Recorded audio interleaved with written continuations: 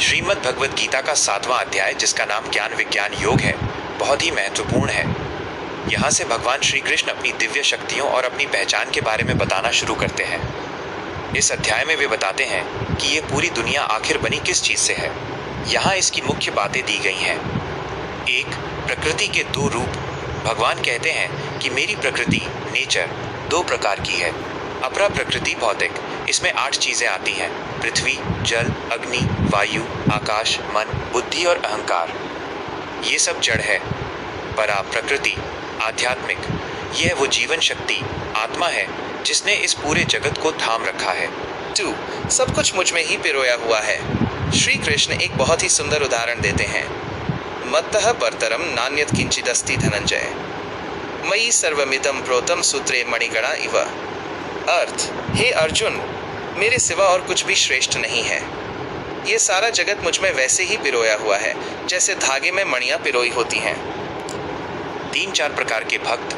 भगवान बताते हैं कि 4 तरह के लोग उनकी शरण में आते हैं। 1, आर्त, जो दुखी हैं और संकट के समय याद करते हैं। 2, अर्थार्थी, जो धन, सुख या सफलता पाने के लिए याद करते हैं। 3, जिज्ञासु, जो भगवान को जानने की इच्छा रखते हैं। 4, ज्ञानी, जो यह जान चुका है कि ईश्वर ही सब कुछ है। कृष्ण कहते हैं कि मुझे इनमें से ज्ञानी सबसे प्रिय है, क्योंकि वो निस्वार्थ भाव से मुझसे जुड़ा रहता है। 4, दैवी माया, द डिवाइन इल्यूजन। भगवान कहते हैं कि मेरी ये त्रिगुणमयी माया सत्य रज तम बहुत शक्तिशाली है और इसे पार करना बहुत कठिन है। इसे केवल वही पार कर सकते हैं जो पूरी तरह मेरी शरण में आ जाते हैं। जैसे जादूगर का जादू दूसरों को भ्रमित करता है पर जादूगर को नहीं, वैसे ही ये दुनिया हमें भ्रमित करती है पर ईश्वर को नहीं। 5, निराकार और साकार। कृष्ण कहते हैं कि कम बुद्धि वाले लोग मुझे केवल एक साधारण मनुष्य मानते हैं।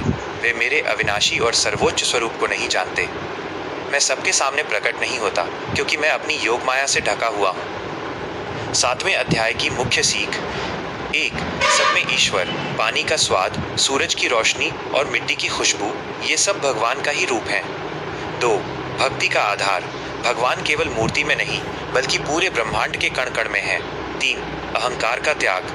जब हम मान लेते हैं कि सब कुछ ईश्वर का है तब हमारा अहंकार मिट जाता है।